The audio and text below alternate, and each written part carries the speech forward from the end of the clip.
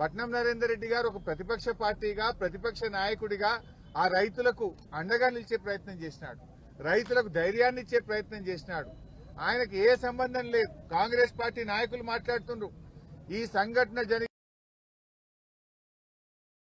జరిగికులు రాయించుడు, అబద్దాలు మాట్లాడు, కాంగ్రెస్ నాయకులు ప్రెస్ మీట్లు పెడుతుండ్రు. పోలీసు రిమాండ్ ఒకే ఒక్కసారి ఆ రోజు ఫోన్ వచ్చిందని చెప్పి అని ఇవాళ మీరు ప్రతిపక్షాల మీద అక్రమ కేసులు పెట్టచ్చు, కానీ ప్రజా తిరుగుబాటు నుంచి తప్పించుకోలేరు. ఇవాళ నేను అడుగుతా ఉన్నా, ఎవరు జరిగినా బీఆర్ఎస్ కుట్ర అంటాడు. మొన్నటిదాకా నిరుద్యోగ యువత అశోక్ నగర్ లో ఎస్సీ ఎస్టీ బీసీలకు అన్యాయం జరుగుతా ఉంది, జీవో 29 రద్దు చేయండి అని చెప్పి అశోక్ నగర్ లో నిరుద్యోగ యువత రోడ్ల మీదకి వస్తే అది దాని వెనుక బీఆర్ఎస్ పార్టీ ఉందని రేవంత్ రెడ్డి గారు మాట్లాడుతూ ఉంటారు. రైతులు మా పత్తికి వరికి మద్దతు ధర రావడం లేదు, రైతు భరోసా రాలేదు, రైతులకు రుణమాఫీ కాలేదని రైతులు రోడ్ల మీదకి వస్తే బీఆర్ఎస్ పార్టీ రైతుల చేత ధర్నా చేయిస్తుందని ముఖ్యమంత్రి గారు మాట్లాడుతూ ఉంటారు.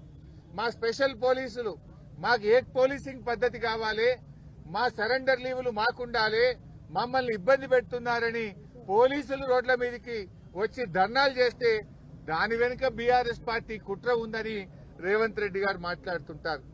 గురుకుల విద్యార్థులు ఈ పురుగులన్నం మేము తినలేకపోతా ఉన్నాం, మాకు నీళ్ల చారుతో మేము తినలేకపోతున్నాం అని గురుకుల విద్యార్థులందరూ రోడ్ల మీదకి వచ్చి ధర్నాలు చేస్తుంటే ఇది బీఆర్ఎస్ వాళ్ళే చేయిస్తుండ్రని ముఖ్యమంత్రి గారు మాట్లాడతారు. చివరికి ఆయన స్వంత నియోజకవర్గంలో మా గిరిజన సోదర సోదరీమణులు మా భూములు మాకు కావాలి, ఫార్మాసిటీకి మేము భూములు ఇవ్వము అని చెప్పి నీ నియోజకవర్గ గిరిజనులు రోడ్ల మీదకి వచ్చి పోరాడితే దీని వెనుక బీఆర్ఎస్ పార్టీ కుట్ర ఉందని రేవంత్ రెడ్డి గారు మాట్లాడుతుంటారు. అంటే ప్రతిపక్షం ప్రజలు మాకు ఇచ్చిన బాధ్యత ఏంది? ఏ వర్గాలకైతే ఈ ప్రభుత్వం అన్యాయం చేస్తుందో, ప్రజలకిచ్చిన మాట నిలబెట్టుకోవడం లేదో, ఏ వర్గాలైతే పోరాటం చేస్తున్నాయో ఆ వర్గాలకు అండదండగా ఉండాలని, ప్రజల గొంతుకై పనిచేయాలని ప్రజలు మాకు ప్రతిపక్ష బాధ్యత ఇచ్చారు. ప్రతిపక్షంగా విద్యార్థులు రోడ్ల మీదకి వస్తే వారికి సంఘీభావం ప్రకటించడం మా బాధ్యత. ప్రతిపక్షంగా రైతులకు మద్దతు ధర రాకపోతే పోరాడడం మా బాధ్యత. ప్రతిపక్షంగా నిరుద్యోగ యువకులకు అన్యాయం జరిగితే పోరాడడం మా బాధ్యత. మరి నువ్వు ఎస్సీ ఎస్టీలకు అన్యాయం చేసి వాళ్ళ భూములు గుంజుకుంటే వాళ్ళు రోడ్ల మీదకి వస్తే నైతిక మద్దతు ఇవ్వడం మా బాధ్యత. పోలీసులు రోడ్ల మీదకి వస్తే పోలీసుల హక్కులు కాపాడడం కోసం కూడా వారి పక్షాన నిలబడడం ప్రతిపక్షంగా మా బాధ్యత. లేకపోతే ఏం చేయాలి? నువ్వు చేసే తప్పులకు, నువ్వు చేసేటువంటి నేరాలకు, నువ్వు చేసేటువంటి అక్రమాలకు మేము చిరుతలు వాయిస్తూ నీకు చెక్క భజన చేయాలనా? చిరుతలు వాయిస్తూ నువ్వు చేసే తప్పులకు మేము భజన చేయాలనా? నీ తప్పులను ఎత్తి చూపడమే మా బాధ్యత. నువ్వు చేసే అన్యాయాలను అక్రమాలను ఎదిరించడమే మా బాధ్యత. పీడిత ప్రజలకు, పీడిత వర్గాలకు అండదండగా నిలబడమే ప్రతిపక్షంగా మా బాధ్యత.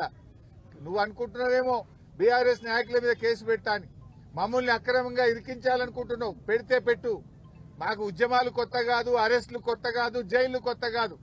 తెలంగాణ ఉద్యమంలో అనేక కేసులు ఎదుర్కొన్న వాళ్ళం, తెలంగాణ ఉద్యమంలో జైళ్లకు పోయించిన వాళ్ళం. కానీ మా బాధల్లా నీకేదన్నా బీఆర్ఎస్ మీద కోపం ఉంటే నన్నో, కేటీఆర్నో, మా లక్ష్మారెడ్డినో, మా పల్లా రాజేశ్వరరెడ్డిని జైల్లో వేయండి, మేము పోతాం. కానీ అమాయకులైన గిరిజన రైతులను ఎందుకు జైల్లో వేసినామని మేము అడుగుతా ఉన్నాం.